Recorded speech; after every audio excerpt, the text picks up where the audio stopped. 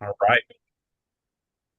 Well, welcome everyone. My name is Eli Dickerson. I'm the Director of Education at Park Pride. Thank you for being here today. Today's presentation is largely going to be a slideshow presented by the Natural Areas Division through City of Atlanta Department of Parks and Recreation. This kind of came out of a presentation that I was able to attend at our Parks and Green Space conference.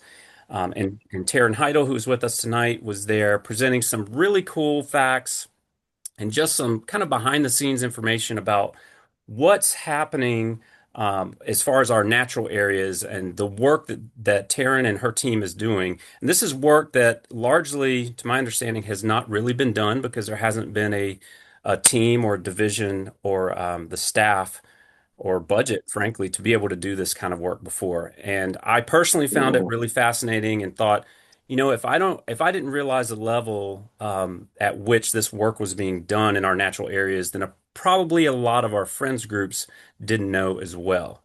So this is to really kind of shine some light on the work that they're doing. So I'm going to introduce, well, first of all, I do have my colleague Vanessa Mio here. She's a senior manager for the Friends of the Park program. We work together on a lot of these programs, including this one tonight. So thank you for being here, Vanessa. And we've also got Taryn Heidel, as I mentioned. And I'm going to try to get your title right, Taryn. Wrote it down here. Arboriculture Manager for Natural Areas and Land Management Operations. So it's a bit of a mouthful. It is a Um, but Taryn's one of my nature buddies. Northwest We've been what? friends since our Nature. Trees Atlanta What? days. So Taryn, before I pass it off to you, or as I pass it off to you, I think it's probably good for you to just go ahead and introduce your team a little bit as well, because you've got a few folks with you that will be co-presenting. And whenever you're ready, Taryn, feel free to go ahead and screen share. Yeah. If you want to stop sharing and then folks can maybe see my face a little bit better and my There team's we go. face a little better. There you go. But yeah, hi, my name is Taryn Heidel. I always just because my title is so long, there's no operations at the end of it, but there's still too many words. So I usually just say I manage our natural areas division and keep it simpler like that. But thanks for joining, everyone. We're really excited to share some of the stuff we've been working on with you all. We're going to talk just briefly to you about the new Office of Natural Resources, which our fearless leader, our director, Tiffany Jacobazzi, is here in the audience with us tonight. So shout out to Tiffany. Um, but also, I'm going to kick it off to Jess Riddle to introduce himself next. Hey everyone, I'm Jess Riddle. Excited to be with you tonight and looking forward to your questions this evening. So I also have a mouthful of a title, but I'm an ecologist by background. I will pass along to James Moy. Hi, everyone. James Moy. I'm a GIS analyst in the Natural Areas Division, and I work with Jess and Jai to collect and interpret all this wonderful data about our natural areas. And I'll pass it to Jai. Hey everyone, Jai Gonzalez. I am also a GIS analyst with our Natural Areas Division. Yeah, I work with Jess and James mostly, doing all that James just said. So excited to share more. All right, and now I'm going to share my screen.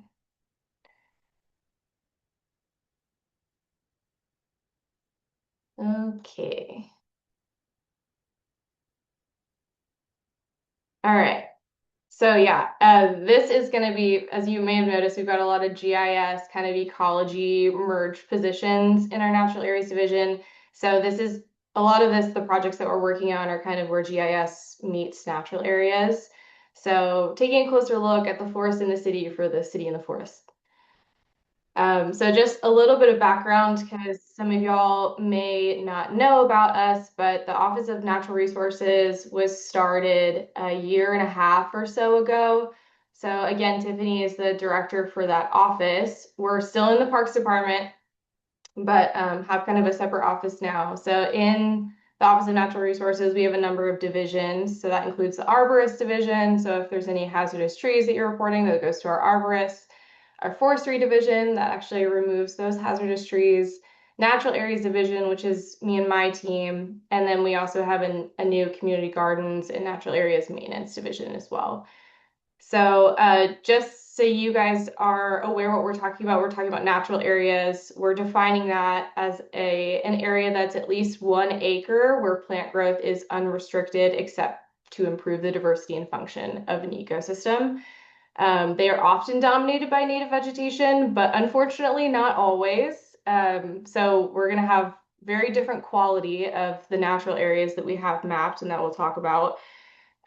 We have 2,177 acres of natural areas in our parks, and that's 48% of our total park land. We didn't know that until a couple months ago. So I'll just say when this office was started, we really didn't know much about our natural areas. And so a lot of what we're going to talk about today is baseline information that we're collecting so we know how to better manage those spaces going forward. But just a snapshot, so the Natural Areas Division, what do we do? We oversee invasive species control, invasive plant control. We're also doing some emerald ash treatments in our ash trees, ecosystem restoration, talking about improving public access to natural areas with trails and signage, natural area assessments and land use determination. A lot of the assessments we're going to talk about today. Forest preservation and acquisition, which I'll talk a little bit about, and silvicultural prescription review, which we're not really going to go into today, but I can talk about some other time. So just briefly, what we're going to talk about today, we've kind of broken it out into 3 different chunks. One is preservation, so how GIS is helping us with the acquisition of natural areas. Conservation and restoration, how GIS is helping us collect baseline information, assessing the threats to our natural areas, and helping us determine management needs. And then finally, access. So how is GIS helping us with figuring out where our trails are and wayfinding signage as well. So I will give a shout out to our master plan. So Activate ATL was written in 2021.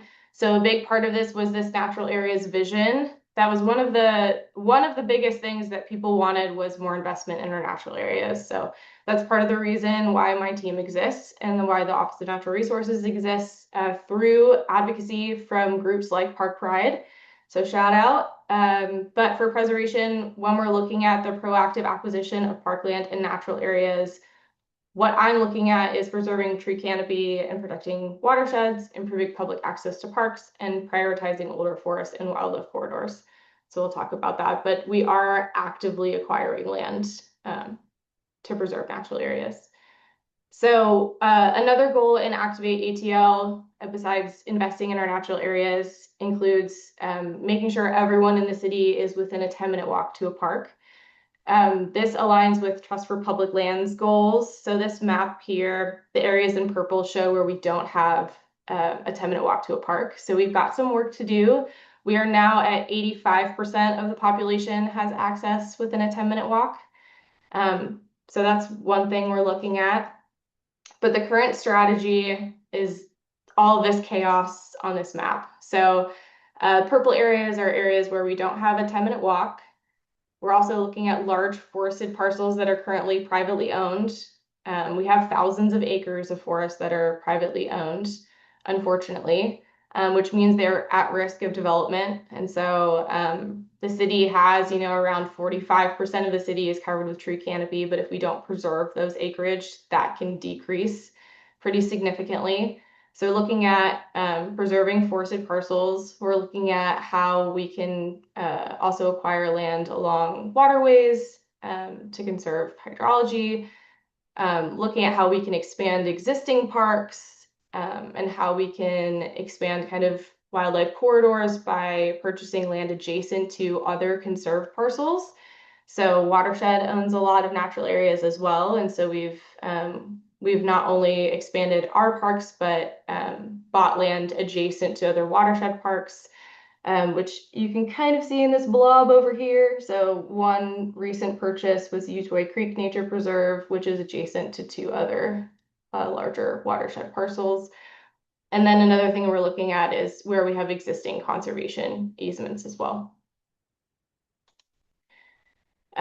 Here's a map just showing kind of where we've done acquisitions within the last like 5 or 6 years. So in every quadrant of the city, most of the undeveloped land is kind of in the outskirts of the city. So you can see, so those red stars are where we've got land acquisition. This also kind of shows where we have natural areas versus just regular park property. So areas in green are our natural areas, and yellow are more landscaped park spaces and active use spaces. So when we're acquiring property for natural areas, we're using primarily two different funding streams. One is the Tree Trust Fund, which gets paid into when trees are removed on private property, primarily. So we acquired the first nature preserve that we acquired using tree trust funds was Lake Charlotte Nature Preserve in 2020. So that's 216 acres. We also have acquired Southwest Nature Preserve in southwest corner of the city. That's 178 acres, and Utoy Creek, and the list is continuing to go on. So that's been a great legacy for that. And kind of what we talked about before, goals for natural area acquisition, looking at ecosystem quality, tree canopy preservation, and does it have additional recreational values? So for instance, one that we just acquired near Herbert Green Nature Preserve, Tatum Lakes, also has a lake there that the community is using for fishing, which is a more unique kind of amenity for the city. So that's kind of like our current strategy. What we want to look forward to for future strategy is looking more at habitat connectivity. So we kind of can see where we have vacant parcels that are adjacent to others, but we are also working with a wildlife professor at UGA who's working on this kind of wildlife corridor model that he's developed, and this is the map on the right, that he's developed by trapping and tagging coyotes to see where the coyotes are moving and how they're moving across the city. So because we have so many highways and roads and infrastructure, we have pinch points where mammals travel in order to get from one forest patch or ecosystem patch to another. So the higher the connectivity is reflected with that. So the really dark blue are these pinch points that if we lose that, they're really not going to be able to move from one ecosystem to the next. And then I'm going to hand it over to Jai to talk about another future strategy. Yeah. So another kind of data set we're hoping to incorporate is forest age. So we have this project going right now that's inspired by Athens Clarke County, who have done something similar, where they have pulled out kind of legacy forests within the county, kind of where are the oldest forests. So we're taking that and we're changing it a little bit. And instead of just getting out the oldest forest, we're trying to kind of apply an age to every piece of forest in the city. We're doing this using historical aerial imagery. You can see to the right here, we have the Cascade Springs. On the right is kind of present day aerial, and then on the left is aerial from 1940. So those are the kind of images we're using to kind of see how the forest has changed over time. And we're actually working with a student group from UGA to train an AI model to digitize those forests for every year that we have imagery for. And using that output, we're going to be able to kind of calculate, hey, for every pixel of forest, here's what kind of the year of last disturbance was. So yeah, we're hoping that's going to help us prioritize acquisition, but it should come in handy for a lot of other uses too.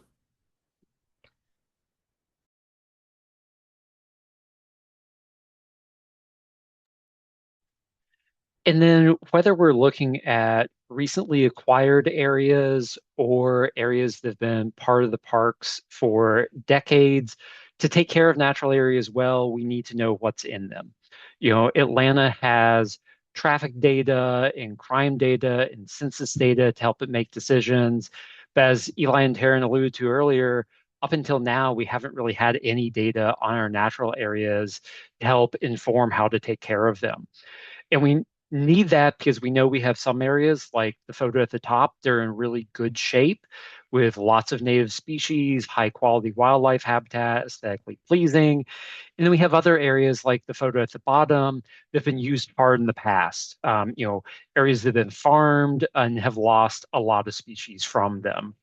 So We are in the process of gathering baseline data, and that's going to help us do things like figure out which areas and species are extra special and warrant extra protection.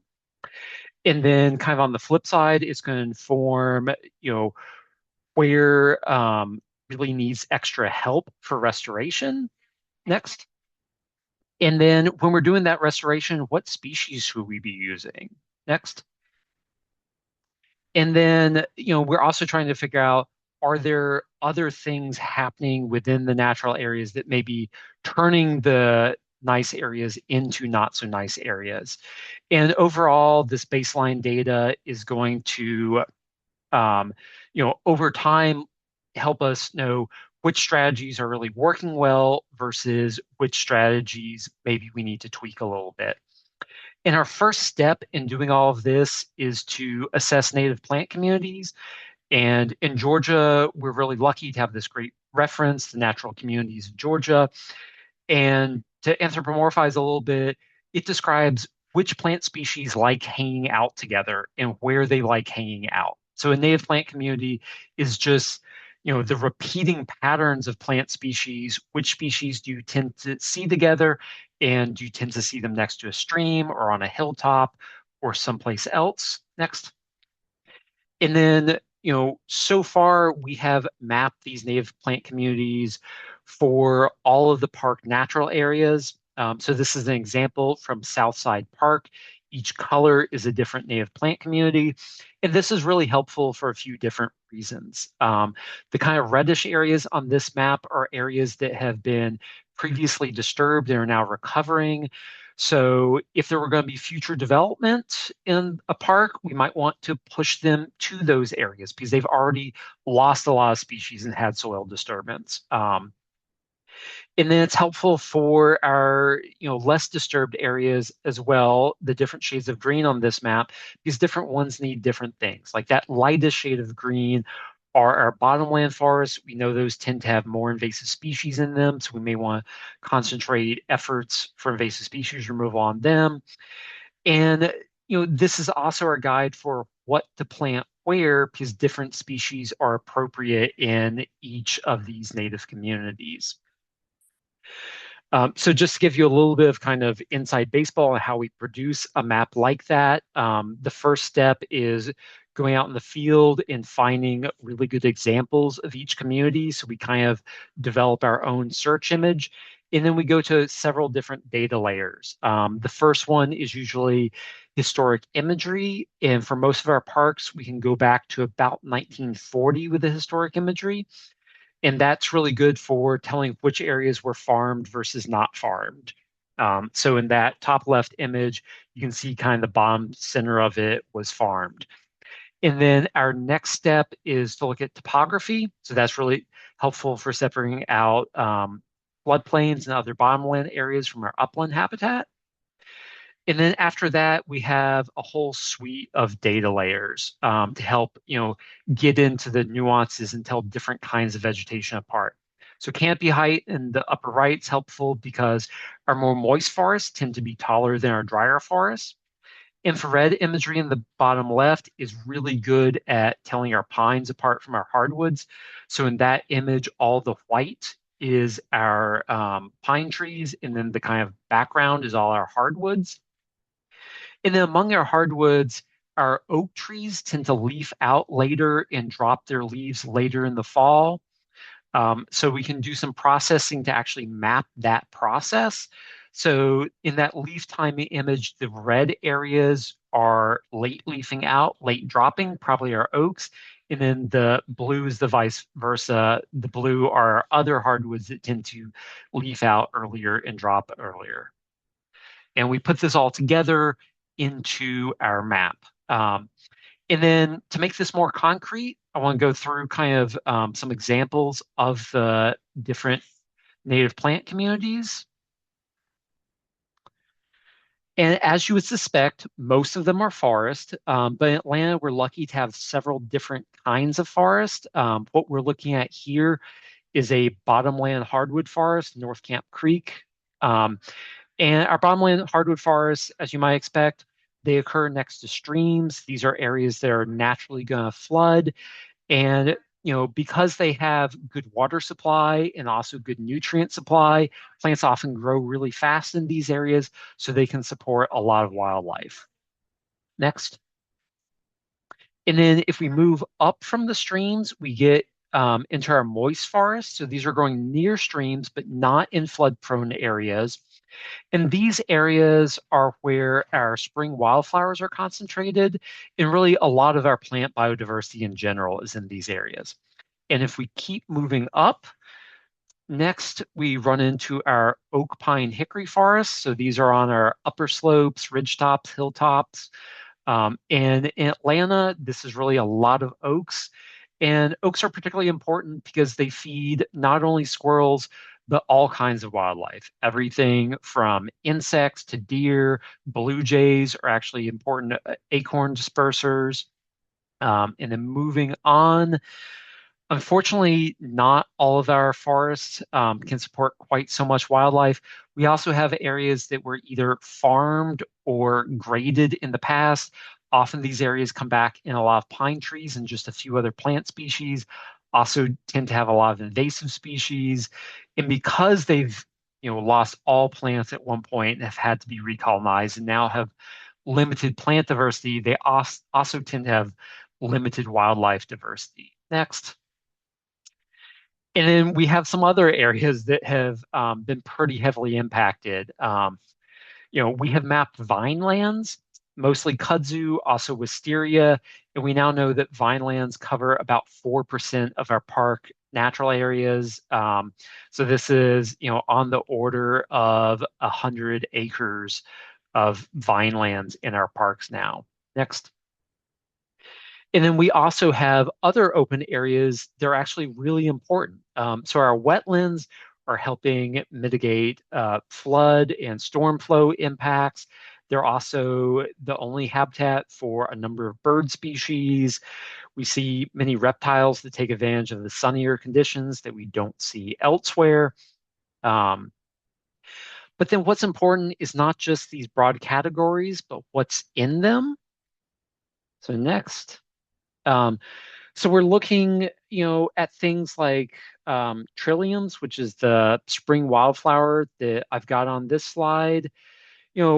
I've chosen them because they are an ant dispersed species, and we actually have many of our native wildflowers, ants carry them around and plant them. And the thing about ants is they're only going to carry a seed 10 or 20 feet usually. So if we lose trilliums and other ant dispersed species from an area, from farming or something like that, they're going to have a hard time getting back there. So we need to take care of them where they are. And next. And one really amazing thing to me is that in between skyscrapers and interstate, we've already come across a number of species that are so significant. The state of Georgia is tracking them and is concerned about losing them from the state of Georgia. Next. So some of these species are species that are globally rare, like Georgia aster on the left. It needs more open forests that we've lost a lot of.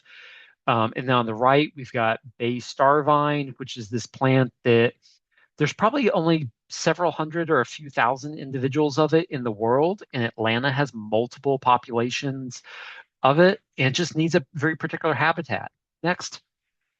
And then we've got some species that may be common elsewhere, but there's a threat of losing them in Georgia. So pear hawthorn is common in the Northeast, but really rare in Georgia. I think Atlanta has the second southernmost population of it, so it needs more particular conditions in Atlanta.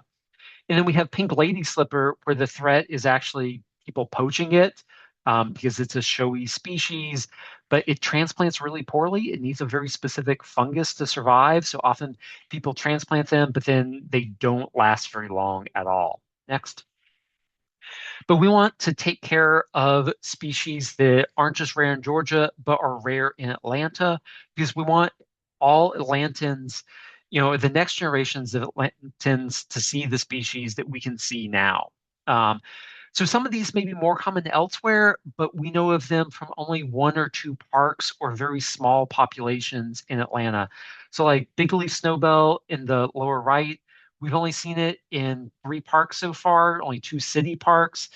And it's a root sprouting species. So these small clusters of them that we see may actually be only one or two individuals. So we may only have a handful of individuals in Atlanta.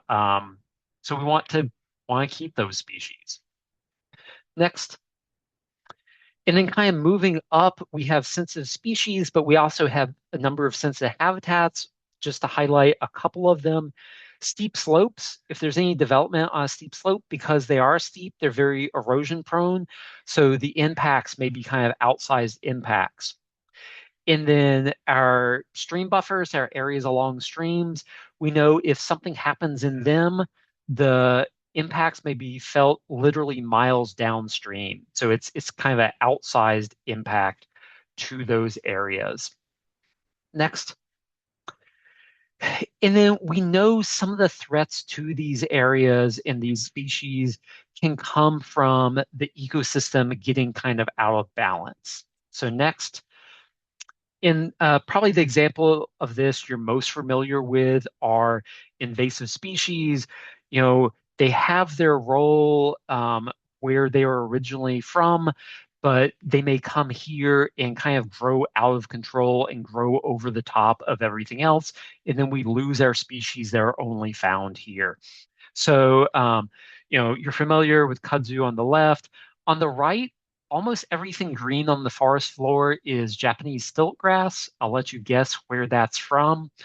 And because there's so much of it, there's not much else on this forest floor.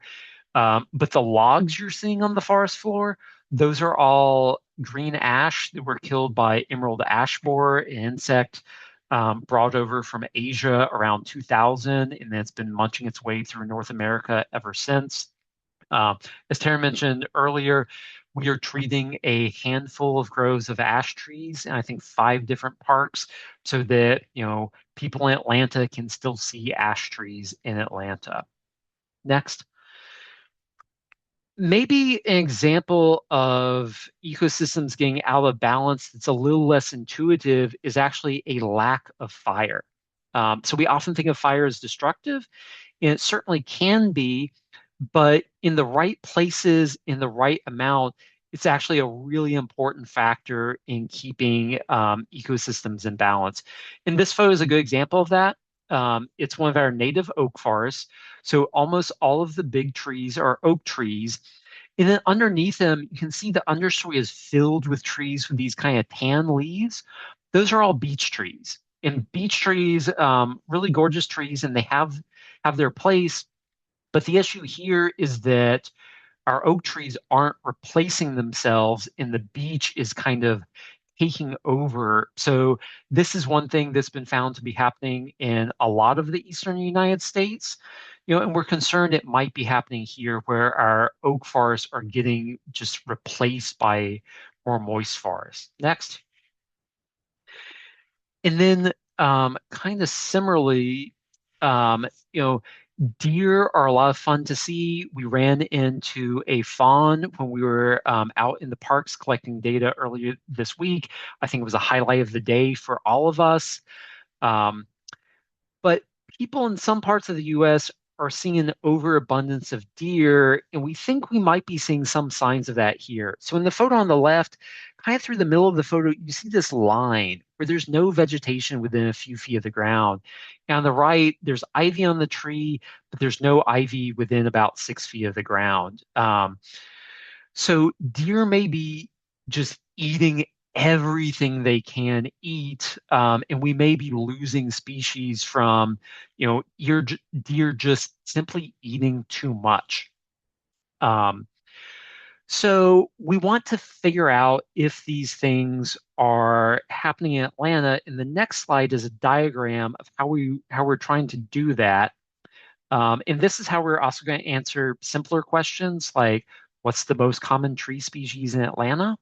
So we want to be collecting data on every layer of vegetation in the forest. So the small squares next to the dashed line, those represent our ground cover plots. And this is kind of a bird's eye view of our data collection. So the small squares are our ground cover plots where we're collecting data on all the wildflowers and any other plants covering the ground. So that's going to give us information on which species are common or rare and maybe some other things that are impacting whether they can spread or not. And then that inner circle is our tree seedling plot. So this is where we're going to figure out if there are enough tree seedlings to produce the next generation of forest trees. And we're also recording whether they're browsed or not. So if we can see if deer are eating their fair share or more than their fair share. And then that larger outer circle is our shrub and sapling plot. And we're going to compare that to our trees, which are the filled in circles. So we can see, is there a mismatch between the big trees and the smaller trees that are replacing them? And that might get back to that fire suppression issue. So overall, we're going to do about 200 of these intensive plots. We've got them spread out to make sure that we capture all of the different native plant communities. And then we're supplementing this with about 800 much simpler invasive species plots so we can compare one park to another to see which parks are more invaded and less invaded. And then next, and the purpose of gathering this data is not just to know these things, but to, make management of parks more strategic. And there's kind of two big kind of factors or axes we're thinking about: the quality of the natural area. So we want to really invest more in our high quality natural areas in making sure that they stay nice. And the other side is the risk, or kind of how effective can management intervention be? We don't want to be spinning our wheels. We want to be investing in natural areas where we have the biggest impact. Next. And then there's multiple components feeding into these. So when we're talking about quality of the natural area, we're not just talking about the wildflowers and trees. We're also talking about, the impact to the community and how much it can benefit, the people in the surrounding neighborhood. Next. And there's a lot of factors feeding up into each of these. So in terms of that kind of ecological value, we want to prioritize older forests. We want to prioritize forests that are kind of in good shapes in terms of were they farmed or not. We want to be, thinking about rare species, making sure we're taking care of them. And we want to be emphasizing larger and better connected areas because we know those are going to have more wildlife value and more ability to support species in the long term. And then my final point here, next, is if we've gone too fast on something or oversimplified something, come out in the field with us and talk about more. We'd love to have you come out for either an hour or a day, whatever works for you, so you can see exactly what we're doing with this data collection. But if you want to get out in natural areas in a little bit more conventional fashion, James has some great information for you. Thanks. So we've talked about expanding our natural areas through prioritized and strategic acquisitions. We've talked about improving our natural areas through mapping natural communities and forest restoration, habitat restoration. But this isn't just habitat for the birds and the bees. This is habitat for us too, right? So I'm sure a lot of y'all are interested in how we can get more people out into these parks. So we'll talk a little bit more about that. Next, please. And so when we're talking about access, we think, everyone deserves to have access to nature, but there's different levels of access, right? And we all know those people, for them, it's plenty just to lay out a picnic table on some mowed grass under a shade tree, that's great. But for a lot of people, as the kids say, touching grass is not enough. And in fact, turf grass and paved surfaces, while they're critical for our most loved landscape parks to protect them from high traffic, they don't really have a place in our natural areas. They can degrade the natural experience, and their installation and maintenance can actually degrade the natural area itself too. And so when we're talking about accessing these natural areas, What we're usually going to be talking about is soft surface hiking trails, which are when they're constructed with a proper bench cut and alignment, are more sustainable. They're a more sustainable and safe way to get more people out into these amazing and diverse natural areas. And we've got tons of trails actually already out in our natural areas, but they're walked in, they're not necessarily constructed. So before we can start to make management decisions about those, we have to know what we've got. So I'll hand it to Jai to talk about that. Yeah, thanks for the intro, James. Yeah, so we want to understand more about our trails and what we currently have.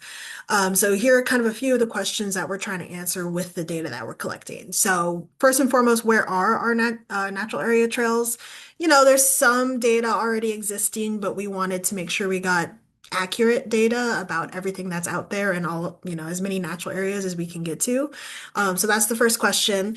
The second is what trails are we wanting to make official? So there's a lot of information that kind of goes into that decision, kind of what's the sustainability of that trail, how is it serving trail users, and how does it make sense in the context of the full network? So want to get information about all of that. How should we assign difficulty levels? So we want to be able to communicate to the public, like, hey, here's what to expect when you come to this park and walk on these trails. And so we want to get information to help us kind of categorize them. What's the current condition of our existing trails, and also what work or maintenance needs to be done, and those are pretty related. So if we are seeing a lot of issues on our trails, we need to be able to prioritize what needs to be fixed or worked on or rerouted or closed. Some of those issues next. We're mapping things like excessive muddiness. This is from Herbert Green.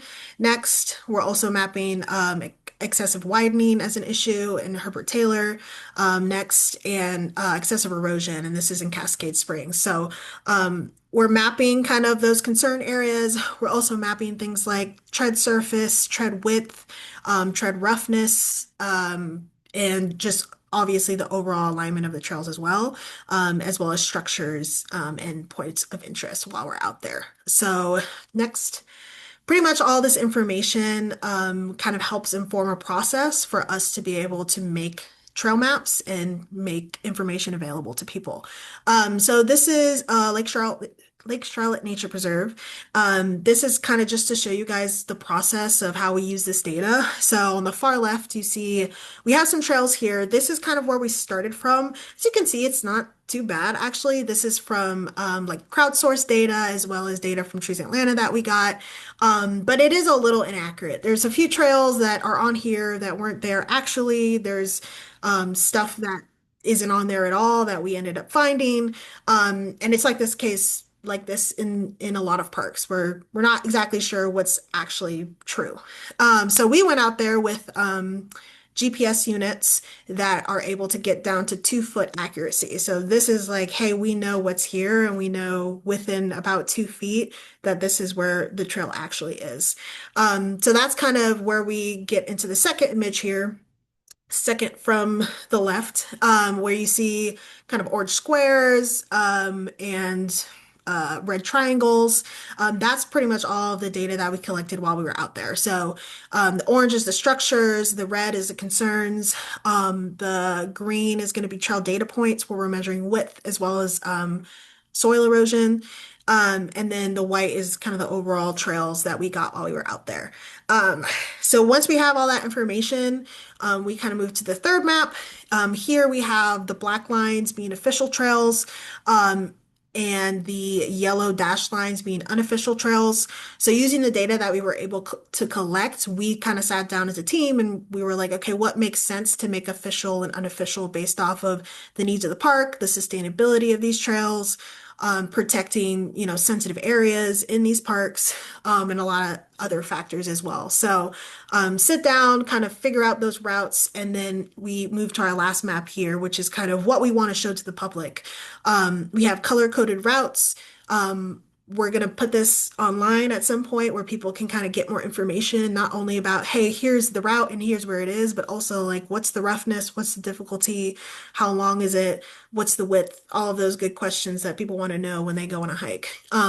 So that's kind of the final output. And eventually we'll have this, we'll want this on a sign for every park, every natural area. And then also online where people can kind of look and see and plan their trip. So I'll pass it on to signage for James. Yes, thanks, Jai. So when you have those official routes nailed down and have, colors and names for these trails, then we can start to author, authoritative maps and signage about these that we're comfortable sharing with the public because we know that people we know that we know the difficulty of it, and we know that it can hold up to sustained foot traffic. But what we noticed when it comes to signage is that DPR's existing signage package didn't really have a great scalable solution for hiking trail signage. We're mainly looking at larger assets that also tended to be pretty costly and wouldn't really work in a large trail network. And so we started to draw inspiration from other municipal parks and other land managers like the U.S. Forest Service to develop these two designs as prototypes to see if we could kind of get a flexible, scalable product that would work across a lot of different natural areas. So what we've got on the left are our way markers, and these are metal color-coded tags that can be customized with a trail name on the bottom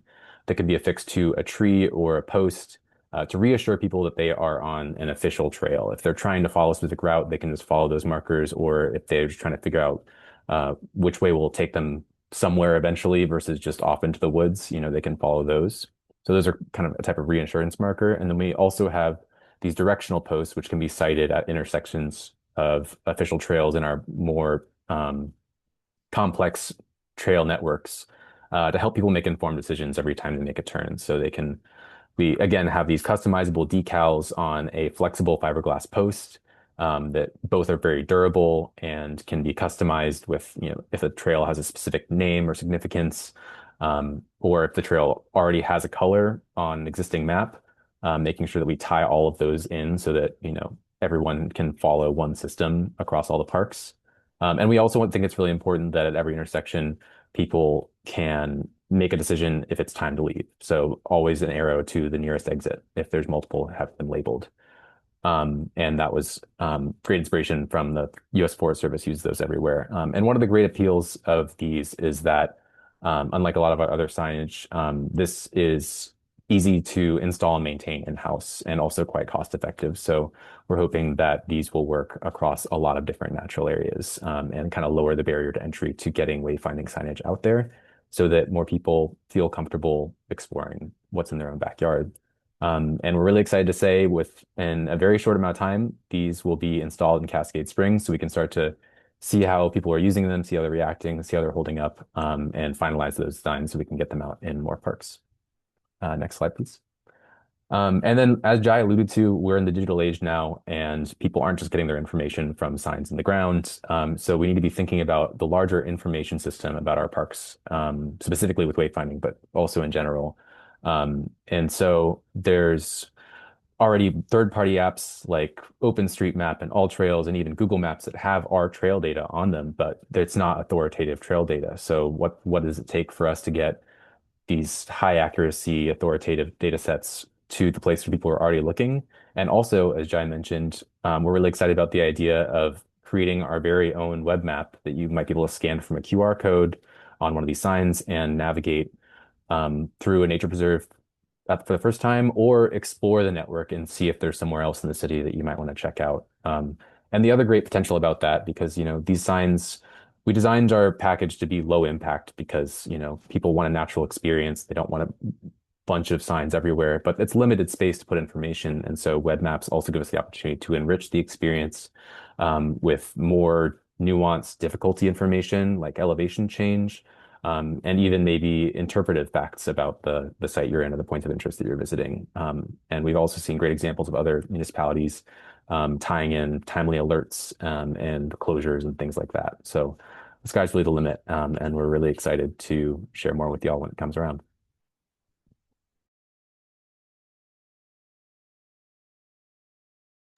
And that's kind of all we got. So if anyone has any questions. Taryn, thanks to you and your team. What an incredible amount of information. Um, I feel like I learned so much every time, whether it's a 5 minute chat or a presentation like this. And I hope it was helpful and enlightening for our guests tonight as well. But we do have, it's 6:45, so we do have some time for questions. So I don't know, Vanessa, are folks able to come off mute or should they just drop it in the chat? They're able to come off mute. Okay. We've got about 28 folks with us, so if anybody has any burning questions, drop them in the chat or speak now.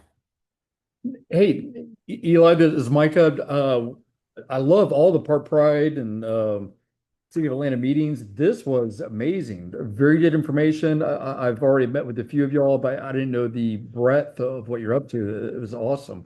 But I believe Mr. Riddle put out an invitation to come join y'all. Yes, absolutely. How would one follow up on that? I am going to drop my email in the chat right now. And if you just email me, I'll get you on the list to coordinate with. Okay, perfect. And sorry, maybe a corollary to that. Any outreach to schools? I know a few elementary teachers who would be very interested in this work. Would that? So we are about to onboard our first environmental education coordinator. That she'll start in early June. And so I didn't really want to tackle it and get like too in the weeds with that during this presentation, but we are also going to be developing like an environmental education program for the department. We don't do any environmental programming at DPR right now, and so we know there's a lot of partners that are already doing great work, and so we want to introduce her to all of those nonprofits and groups, and yeah, look at opportunities for connecting with local schools, with our park best friends and recreation centers and all that good stuff. Excellent. Look forward to it. Thanks, dear.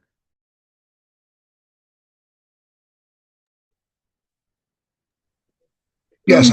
This is Debbie. I see that you're recording this. Could you send us the link so we can send it around, or is it like a secret? Because my son works at UGA with one of the ash borer projects, and he would love to watch this. And I work at Trees Atlanta, so several of us talked about this week. So I'm anxious to kind of share it around.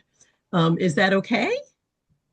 That is the goal. We were just discussing that before everyone hopped on, and I wanted to record it so that Park Pride can share it. So we'll make sure we have any necessary permissions, and we will follow up with everyone on the call via email. Okay. Thank you. I have a question here.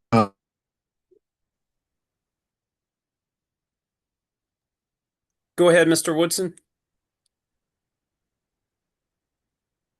Oh, I think you muted yourself. There you go.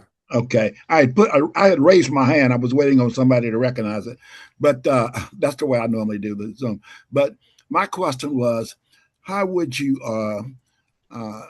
order or ask for an investigation or an examination? I think is a better word of one of your parks like this, with these particular aspects that you guys have presented here. This is really awesome. It's off the chart awesome. And the other question I have is about some other areas that I have down here in PUP. Like we have a quarry, the one like they developed a West Side Park with Shirley Franklin. We have a quarry down here, and that's it's very large. It was from Vulcan as well, and at some point we need to start to look at that and the wetlands that's been generated from that and so forth. And just curious about that. And we do have preserves down here. We did a ride through today on a whole NPUP. And so it'd be nice to know, or have an analysis of our preserve. I think when we had our quarterly meeting, we talked about, where we were on those. But those are my comments. And thank you. I can tackle part of that right quick. Yeah, thanks for that question, Mr. Woodson. So the more intensive inventory plots are kind of semi-randomly distributed so that they'll be, a scientifically valid overview of the park system. I just checked, and two of them landed in Melvin Drive Park. So we'll get detailed information on two spots within Melvin Drive. And we're doing the invasive species data collection this year. We hope to get to every park with at least 10 acres of natural area. And Melvin Drive's definitely got more of that. So we should have a very good detailed look at the invasive species there. And again, you're welcome to come out with us while we're doing that. And whether you do or not, we'll be happy to share the data with you afterwards. Thank you.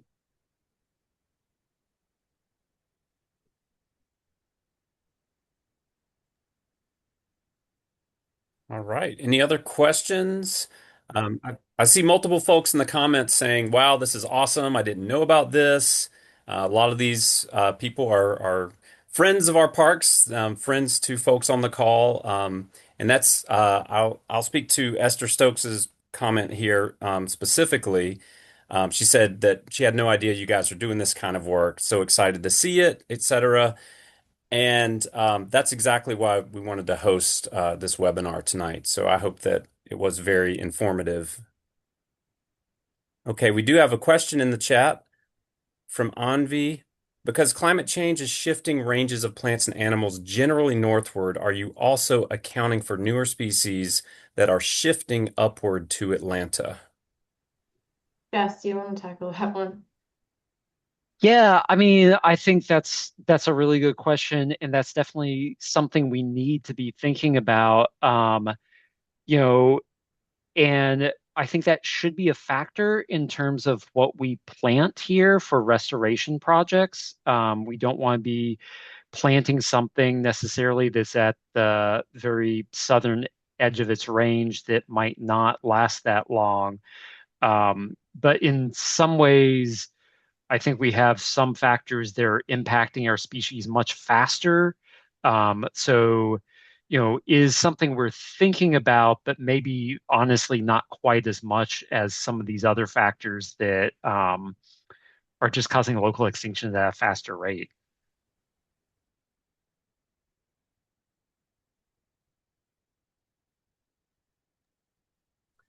Good question, Corliss. Will we be able to share the slides? Taryn, I can work with you on that if that's available. I can probably just link that as a PDF to the email that goes to everyone. Yeah, I don't think there should be an issue with that. All right. Esther asks, how much money do you have available for acquisition? Yeah. Well, it kind of depends. So the fund is, so I mentioned the tree trust fund primarily earlier. So the tree trust fund, before we started allowing it to be used for acquisition of forested properties, that is also how that it was primarily used for tree planting. So that is how we pay for, Trees Atlanta's contract to plant trees around the city. That is how we're replanting our trees. It's meant to replenish the trees that are being lost from development. We also now are obviously preserving forests and protecting them from getting developed, which is also very, very important. So it's being used for a number of different things. It also depends on, unfortunately, how many trees are cut down each year. So it's not always like replenished with the same amount. If there's like a huge forest or development that gets clear cut, sometimes the tree trust fund then increases. But it's been great to have. But I think to Michael's point, I mean, we have thousands of acres of forested property, and development is happening at a very fast rate in the city, and so it's not enough. A lot of times, these forested properties Although they are like sometimes cheaper per acre because they're not developed and they have challenging topography and things like that, it still is a lot of money.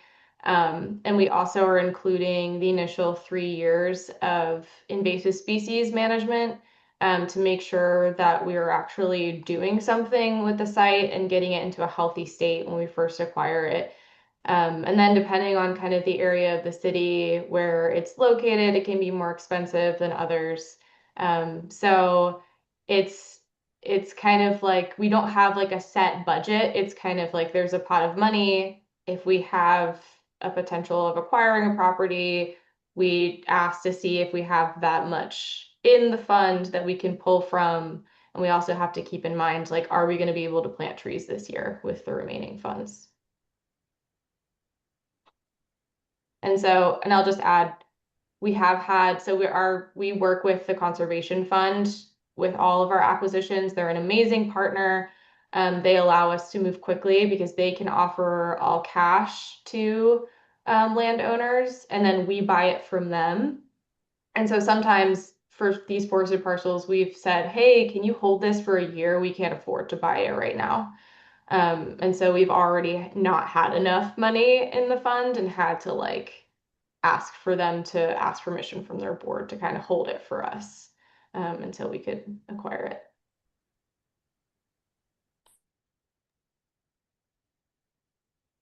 Fantastic. I'll also mention that another direct tie-in with Park Pride's work and our programming, and a lot of what we talked about tonight, is our volunteer program. And over the past couple years, we have collaborated, especially with Taryn, to connect friends groups with DPR on best management practices, kind of setting a standard for what can be done, what really shouldn't be done by volunteers in parks, and really opening the lines of communication and making sure that Taryn a lot of times is able to do site visits with these groups, look at their areas, talk about priority for management, what's good for large groups, especially if you're getting large groups maybe from Hands-On Atlanta or somewhere, groups that might be relatively unskilled or new to that type of work. So it's been really good to see that relationship grow. And I think that's just going to get better. If you have questions about that, I'd say probably Vanessa or myself would be best to reach out to for our volunteer program right now, or if you know Joanna on our team. And our emails are just first name at parkpride.org. But I'll be following up with everyone via email too, and I can connect you with the right people.